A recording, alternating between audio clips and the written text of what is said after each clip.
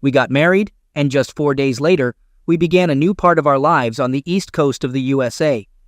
I worked as an engineer, and she got a job as a chemist. Looking back, the first 4 years of our marriage were pretty happy, if not perfect. Since we didn't have family or friends nearby, we spent most of our time together, creating some unforgettable memories. Trouble started when we decided to buy a townhouse, and I suggested starting a family, thinking it was the next step in our relationship. However, when I brought it up, things took a bad turn. We argued a lot, and my ex admitted she didn't have a problem with having kids, but she didn't want them with me. That hurt. She said having a child with me would tie her down completely, and she wasn't sure about spending her life with me. As we talked more, things got worse until my ex-wife told me she was no longer attracted to me. I asked if there was someone else, and to my dismay, she confessed to being strongly attracted to her boss. Turns out, they had secretly liked each other for a while, and their relationship turned physical during work trips. When I returned from my trip, something was off with my wife. She seemed sorry and suggested we sell our house and move to a smaller town for a fresh start. I was confused, since we just went through a rough patch, and now she wanted to relocate with me? It didn't make sense. Then, she started talking about her mother cheating on her first husband during a trip to Mexico. She hinted at something, but I couldn't figure it out. I should have been alarmed when she admitted being attracted to her boss, especially since they traveled together for work. It was almost a confession of cheating on their recent trip, but I was young and naive, and the situation didn't register. Soon, things went out of control. She worked late, went away on weekends to the mountains, where I later found out her boss had a cabin, and even took a alone 1-week vacation to clear her mind. This was before cell phones, so I couldn't reach her. I remember losing my mind not hearing from my wife for a week, with no idea where she was. My thoughts raced, considering every scenario except the obvious one. She was with her lover on a week-long vacation. As time went on, I stayed by her side, doing my best to help. I covered the costs for her counseling, drove her to appointments, and waited in the car. I hoped therapy would make her see that she was treating me unfairly. However, during one session, the therapist suggested divorce might be the best option, and surprisingly, my wife seemed to agree. Despite this setback, I still held on to hope that we could figure things out and she'd become the loving partner she used to be. Her behavior became unpredictable, showing she was dealing with inner struggles. One moment she'd express love, and the next, she couldn't stand being near me. I noticed she constantly tried to start fights, giving various reasons for her unhappiness. She'd keep pushing until I got upset, then escalate the argument until I had to leave the house for some peace. This was her chance to call her lover, as shown by the phone records. When she asked for a divorce, it felt like my world fell apart. While our marriage had its challenges, divorce had never crossed my mind. You have to understand, I come from a deeply Catholic background, specifically Hispanic, and divorce was a taboo subject in my upbringing. During that time, I had to attend a 2-week training in another state. When I returned, she was gone, and so were half of our furniture and savings. I was left clueless about her whereabouts. With no internet or online support groups available, I had no one to turn to. Feeling alone and abandoned, I sank into a dark hole of depression. The drama and stress had taken a toll on me for the past 18 months, and I had let myself go. I gained weight and didn't care about my physical or mental well-being. Looking back, I appeared as terrible as I felt. My ex disappeared without a trace, leaving me with no way to contact her, no return address, and no support from mutual friends she had deceived. In a matter of days, I was completely isolated. Somehow I forced myself out of bed each morning and went to work, earning just enough to stay afloat. One morning, almost a year after my ex left me alone and broke, I woke up to see shadows moving slowly on the empty walls of my home. It felt like a scene from a horror movie, but the real horror was my life. I realized that if I didn't pull myself out of this despair soon, I would become nothing more than a shadow in the wall of an empty room. Back then, I felt like I was in a living nightmare. To give you an idea, 5 years before my ex left me, I had to undergo open-heart surgery. Surgeons cut my chest open, spread my ribs, and wired my chest back together with 11 titanium wires. It took me 18 months to recover from that ordeal, but I would have rather gone through it all again than relive the experience of being betrayed and abandoned by my spouse. It was a really tough time, but somehow I found the strength to pull myself out of that deep well of despair and start rebuilding my life. I was determined to completely change who I was from the inside out. Despite facing many challenges, I still had a good job and a roof over my head. So I began focusing on my health and well-being. I started exercising regularly and lost an impressive 50 pounds. I got rid of my old clothes and got some stylish new ones. I even switched from glasses to contact lenses. On top of all that, I started running and trained for a marathon, but that's not all. I also got into rock climbing and joined a volleyball team. Gradually, I began living a life I could be proud of. Even though I may not be the most handsome guy, I started radiating an aura of confidence that people noticed. Women found me attractive, and soon enough, I was back in the dating scene. Looking back, I realized that my wife's betrayal turned out to be the best thing that ever happened to me. It allowed me to discover my true self and become the man I was meant to be. After a couple of years living my new life, I found myself looking for a new companion. Fate had it that I found her in a friend from work, someone who had seen my decline and subsequent rise from the ashes. To say she was stunning would be an understatement. Even the guards in my building, who I had become good friends with, couldn't believe I was dating the babe of the building. After falling in love and getting married, my wife decided to quit her job and focus on raising our 4 children. With only one income on the expensive East Coast of the USA, luxury was out of the question. But my wife proved to be an excellent home manager and an even better mother. She was a force to be reckoned with, running triathlons and learning auto maintenance, woodworking, and carpentry while managing our family of 6. There was no household project she wouldn't tackle. Currently, we're building a camper van to explore the USA when I retire in December. And to top it all off, we're eagerly awaiting the arrival of our first grandchild this winter. My wife taught me the real meaning of a strong, independent woman, and my life has been better for it. We never know what the future will bring, so we just have to stay positive and trust that good people are out there looking for us too. Betrayal doesn't have to define us, especially if there's no chance for reconciliation. Even if a relationship doesn't work out, it doesn't mean the end of the road. You might be curious about what happened to the ex. Well, a few years after she left, I heard through the grapevine that her boss divorced his wife, and soon after, they became a couple and eventually got married. Funny how things work out, isn't it? Fast forward to around 15 years ago, out of nowhere, she managed to track down my number and give me a call. She wanted to let me know that a mutual friend had passed away. We chatted for a bit, and I couldn't help but ask how she was doing. Her response was a bit cryptic, something like, living with the consequences of her past mistakes. I replied with a nonchalant, "It's all water under the bridge," and promptly hung up. To be honest, I'm grateful to my ex-wife for bringing me and my current wife together. It's strange how life works sometimes, isn't it? One decision can change everything. And here's another thing. My unsuccessful marriage steered me toward a new path in life. Over the past 15 years, I've been leading a ministry at my parish, assisting those going through divorces and separations.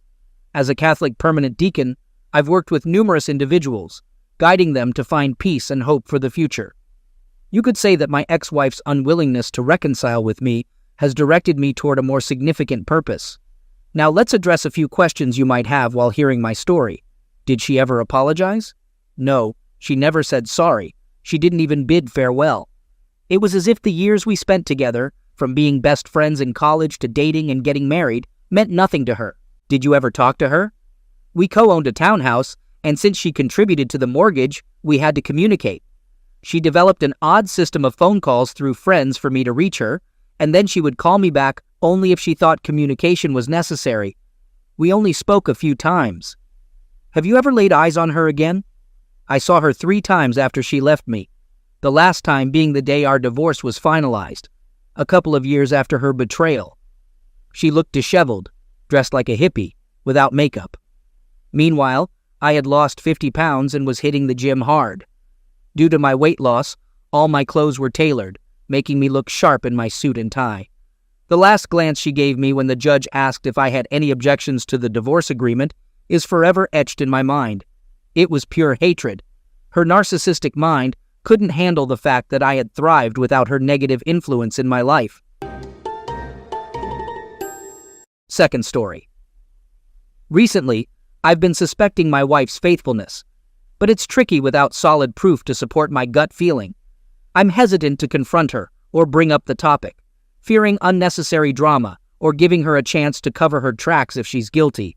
It's a tough decision, and I'm uncertain about my next move. In the recent months, something seems off with my wife. Small things don't add up. About 4 months ago, she started hitting the gym and paying more attention to her appearance. She's always been beautiful, but she never cared much for makeup or hairstyling. Now she's always dressed up. Another concern is how protective she is of her phone. While it's normal for us to go through each other's phones, hers is always with her. If I need to use it for something innocent like taking a picture, she tells me to use my own phone. Additionally, she's been working late and traveling more for her job. Something just doesn't feel right. Over the past 4 months, my wife hasn't shown interest in being close with me. Quick, meaningless kisses are all I get. I've tried initiating physical contact, but she's turned me down, and when she does give in, she just lies there, unresponsive. It leaves me feeling worse than a direct rejection. When I brought up the lack of closeness before, she blamed it on tiredness from being a mom, work, and lifting weights.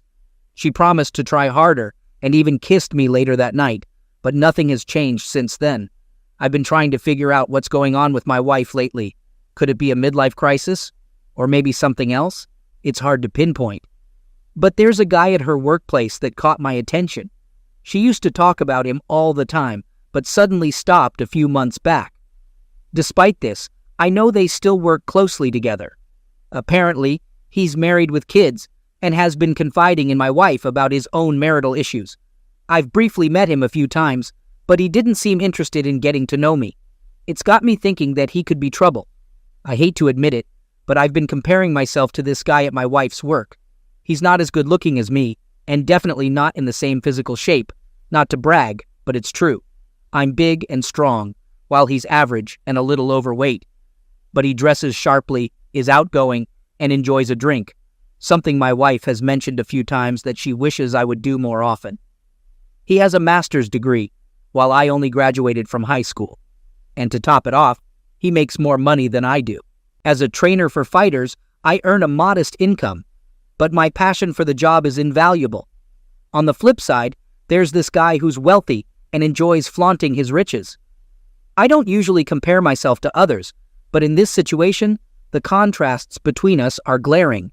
What's been bothering me is my wife's recent business trip to a tropical resort. Initially, I thought many coworkers would be there, but it turns out it was just her, the flashy guy, and the CEO. The CEO isn't a concern due to age, but the other guy is a different story. My gut tells me something happened between them during that week, and not knowing for sure is driving me crazy. My inner detective senses something is off in my marriage, but I'm cautious not to jump to conclusions and worsen things by confronting her. While our marriage has had its challenges, overall, it's been decent. Nothing major has occurred to make me question her loyalty. However, my wife and I have different personalities. I'm not the most social person, and I don't make a lot of money, which frustrates her. She believes I should be pursuing a more lucrative career, but my passion lies in fighting and training fighters, something I've known my whole life. I could consider becoming a personal trainer, but these paths don't lead to significant earnings. Apart from this, she seems content in our marriage. However, I can't shake the feeling that something is off, especially in her behavior towards me and this flashy guy at work. A friend suggested I play the spy and gather evidence to confirm my suspicions, but I'm uncomfortable violating my wife's privacy. If she is cheating, forgiveness might be challenging, but I hope my hunch is wrong. Lately, thoughts of infidelity have been creeping into my mind, and I can't shake them. The scariest part is, we have 2 kids, and the idea of losing them terrifies me. I'm heavily invested in their lives, and the thought of only seeing them half the time breaks my heart. Any suggestions on how to approach this situation would be appreciated. Update. I got the login details for our cell phone account. My wife uses her phone a lot for work, and initially, everything seemed normal when I checked it. However, as I sorted through the numbers and times, I noticed a large number of texts sent to a single number, often late at night, a few hours after we went to bed. I'm determined to find out who owns this number and plan to somehow access my wife's phone to see whose name is saved under it. When I discovered this, my emotions got the best of me, and I started feeling angry. I tried convincing myself it was a mistake or some friend of hers. But last night, when I tried to get close to her, she turned me down again. She apologized, citing tiredness and a headache. I expressed my feeling that we weren't connecting well, and she apologized, promising to do better. However, she had made similar promises before without following through. Not wanting to push further, I just said goodnight and went to bed. This morning, she casually mentioned thinking about a trip to Vegas with some college girlfriends. Despite not being into gambling, it struck me as odd. I asked about her companions, and she named a few girls I had never met. It might all be a coincidence, but I can't shake this feeling that something is off. Update. Recapping, I've had serious suspicions about my wife having an affair. So, I decided to snoop around and found something interesting. Detailed cell phone records revealed countless late-night texts to one specific number, hundreds of them. Taking a chance, I called the number from a payphone, and it turned out to be one of her co-workers, the same one I suspected. I had a sneaky feeling this guy might be trouble. But wait, it gets worse. I got her phone while she was in the shower, and guess what? The entire text conversation with this guy had been deleted. To make matters more incriminating, the number I called earlier was saved in her phone under a female name. Yes, she was trying to be sneaky about it. Now, my mind is filled with worries about all those out-of-town trips she took with this guy. Something is definitely not right here, and I'm starting to fear the worst. After discovering evidence of my wife's potential infidelity, I had to leave the house to clear my head. Despite my best efforts, I'm not sure what to do next. If I confront her now, she may come up with some excuse or lie. Should I wait and gather more evidence before approaching her, or should I come clean immediately? I am seething with anger, and the thought of the other guy makes me want to lash out. But I know that won't solve anything. I fear that if I do confront her, she may only admit to minor flirtations, leaving me without enough proof of the bigger picture. I could really use some advice on how to proceed. I laid in wait like a lion stalking its prey with a sneaky plan, pretending to be asleep, biding my time. After everyone was in bed and the house was silent, I kept one eye open, waiting for her to make a move. And sure enough, the clock struck 12, and my wife got out of bed and slinked into another room, quietly closing the door behind her. I waited a few minutes before getting up and slowly walking towards her. I caught her red-handed mid-text and stood over her before she could react. Her eyes widened in shock as she tried to hide her phone, but it was too late. I demanded to know who she was texting at this ungodly hour. She stammered and stuttered, trying to come up with a plausible excuse, but I wasn't buying it.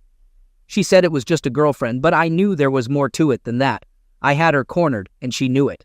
I couldn't believe what I had just done. My plan was risky, but it worked. I started kissing her and asked if she wanted to fool around, just as I expected. She said she couldn't. I laughed and playfully teased her, saying that she must be more into the girlfriend that she was texting than me. Then, I started to tickle her, and we playfully wrestled. I managed to get the phone from her, and I could see the panic in her eyes. She tried to get it back, but I held it in the air, like I was playing keep away. I laughed and acted like I was having fun the entire time, telling her that I was going to call this girlfriend and ask if she was into my wife. As my wife pleaded with me not to call her friend, a sense of satisfaction overcame me. I walked away, pretending to end the conversation, while secretly checking the text messages on her phone. One message caught my eye, saying, "Can't wait to see you tomorrow." My heart raced as I hit the call button, waiting for a response. A man's voice came through the speaker, and I hung up, unsure of what to say. Turning to my wife, I began reading the messages aloud. I could see fear in her eyes as I asked if the recipient was a guy or her friend. She stayed silent. Continuing, I demanded an explanation for the late-night text to this guy. She stuttered, claiming she didn't know. I pressed on, asking if there was anything she needed to tell me. She couldn't speak, and that's when I dropped the bomb. Calmly, I said, "I know everything. I know when you wake up to text him, and I know who he is." Tears streamed down her face as she apologized, but I remained composed. I issued a stern warning about the crucial moments ahead, urging her to come clean. My wife finally confessed to flirting with her coworker, dealing with marital troubles, and it escalated beyond casual chit-chat. She insisted they never did anything physical, but I wondered if she was telling the whole truth. I gave her an ultimatum to confess everything or leave. She cried and apologized, admitting to flirting with her coworker, who also faced marital issues, but I doubted she was telling me the whole truth. I told her we'd discuss things later, and she needed to pack a bag and leave for her mom's house. As she left, she asked if I would leave her. I didn't give her a direct answer and said we would talk later. However, she kept blowing up my phone, so I turned it off to get some space. Deciding to seek a marriage counselor, I pretended to want reconciliation to avoid suspicion. Last night's confrontation wasn't impulsive. I had a plan. While playfully wrestling and tickling her, I recorded the entire thing on my phone, just in case she falsely accused me of something later. I checked with a friend to ensure it was legal in our state, and he confirmed it was.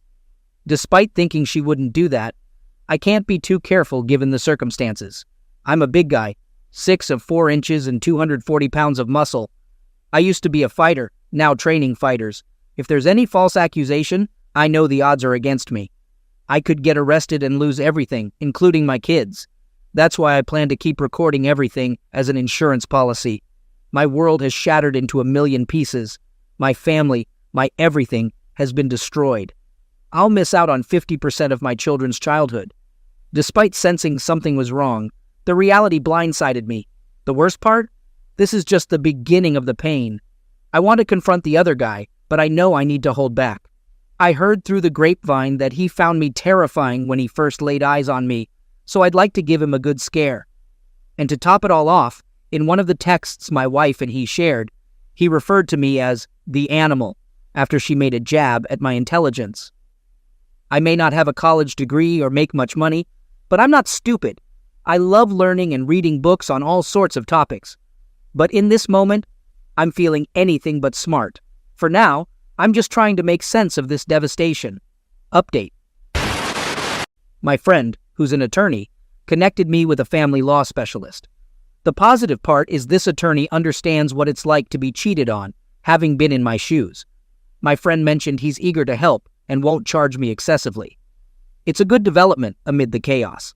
On the other hand, my wife came clean about having an affair. She started with the excuse of just flirting, but I didn't buy it. Eventually, she confessed it turned physical, lasting longer than I thought. She shared all the steamy details, and I'm honestly unsure how to feel about it. My head is spinning and I can't focus. The emotional roller coaster is too much. I had a serious talk with my wife, suggesting it's best for her to stay with her mom for now. Being around her became unbearable. I needed space, and so did our kids. They deserved normalcy, and I decided to take care of them. My attorney mentioned that staying in the house is a significant advantage in this situation. Although I decided our marriage was over, I kept it to myself. She'll find out when the papers are served. My mind is a mess, constantly replaying thoughts of my wife with this guy. Trying to stay focused on coaching fighters in Brazilian Jiu-Jitsu helps a bit, but my mind often wanders. Physical exertion helps clear my head a little, but it's not a permanent fix. My kids have been my saving grace, and I focus all my attention and affection on them. Beyond BJJ and my children, I love learning and reading about new topics. Unfortunately, I can't concentrate on a paragraph without losing my train of thought. The text calling me a stupid animal make me wonder what else was said. It feels like I'm trapped in a nightmare, and the happy-go-lucky me feels like a distant memory. As news of my situation spread, many people offered support, which is comforting. Surprisingly, some friends' wives offered to set me up with some beautiful women they know, some of whom seem interested. But as tempting as it may be, I have no intention of dating until this is all behind me, and even then, it might take a while. Right now, my focus is solely on my kids, ensuring they have stability during this tough time. My heart is shattered, and my kids bear the brunt of the fallout. Being a single dad wasn't something I ever envisioned, but here I am. Meanwhile, my wife seems to be spiraling into a dark abyss. The guy she cheated on me with apparently bailed on her, and she's been drowning her sorrows in drinks, going out with men she meets online. She's been reaching out to me, sobbing and begging me to take her back, saying she wants her old life back. It's tempting, but I know I can't let her back into my life. It seems she's turned her anger towards me once she learned how much she'll have to pay in monthly support. At least that means I can get some peace from her constant calls. My kids don't get it. I feel miserable every second they're not with me. I'm lonely all the time, spending most of my time at home. The girl at the coffee shop noticed I looked sad and asked if everything was okay. I guess I'm not hiding it well. People want to set me up, but I feel branded as the guy whose wife cheated, so I'm not interested. It's been so long. I have no idea how to date. The success of a few fighters on a public stage has been the only spark I've felt in a long time. I'm not sure what I'll do next, and I need to snap out of it at some point, but I lack the motivation. I decided to take matters into my own hands and expose the other guy. With proof of the affair, I contacted his wife and presented the evidence. I couldn't sit back and let him get away with it. Initially, she didn't believe me, but later I heard there were significant problems in their marriage. They might still be together, but their relationship is hanging by a thread. I'm struggling with intense feelings of anger and frustration over the situation. Life is full of surprises. I never thought I'd be in this situation, but here I am. On a positive note, there's a girl I met through friends, and I can't stop thinking about her. She's gorgeous, but she's also about 14 years younger than me. The age gap seems significant, and my confidence is low, but I can't stop thinking about her. I haven't asked her out yet. The last 6 months have been an emotional roller coaster. I never expected such profound sadness.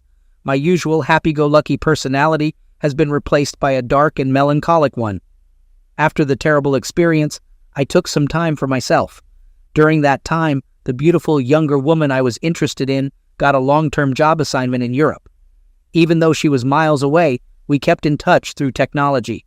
When her assignment was over, she returned, and we've been together ever since. She adores me and my kids and has a heart of gold. Before we met, I heard about this incredible woman who looked like Wonder Woman and was the kindest person you could ever imagine. I thought it was too good to be true, but she's everything and more. I believe we're ready to take the next steps in our relationship soon. My ex-wife's life has taken a turn for the worse since our divorce.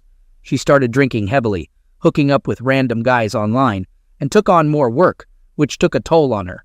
The last time I saw her, she looked like she had aged 15 years, as if her life force had been drained from her.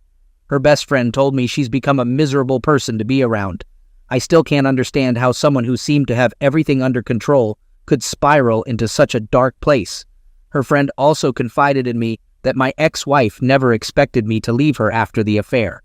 I believe she thought she had control over me because of her high income. It's sad to see the consequences of her actions, but I hope she finds peace for the sake of our kids. Life is pretty good now, despite ongoing pandemic struggles. Looking back, I'm glad I didn't drag out my first marriage. Ending it was a tough call, but it was the right one. After that, it was just one step in front of the other. Every day I pushed a little further, even though it felt like I was wading through quicksand. I now know that when you're in that situation, you have to think long term.